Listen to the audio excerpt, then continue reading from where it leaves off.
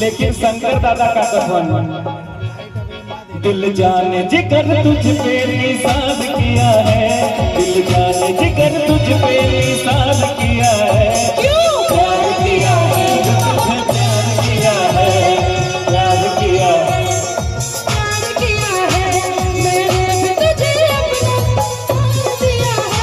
तूने भी मुझे इतना बेकरार किया है, प्यार किया है, बहुत प्यार किया है, प्यार किया है, बहुत प्यार किया है।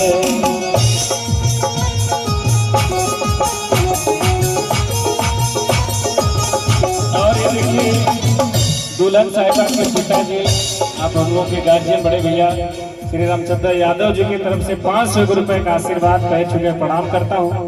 और शंकर दत्ता की तरफ से लगातार आशीर्वाद आ रहा है। इनके गाले होते दत्ता तुम तोरे मन वाला गाई, एकदम पुराने जमाने के एकदम हिलाई के हुड़का लगी हो मन घबरा जी। कहीं बाऊ के लिए भी एक बार ताली बजा दीजिए। यह होला आदमी जेके जिंदा दिल कहल जाला का हो। आइए और कहे के बका दिन भर चाहे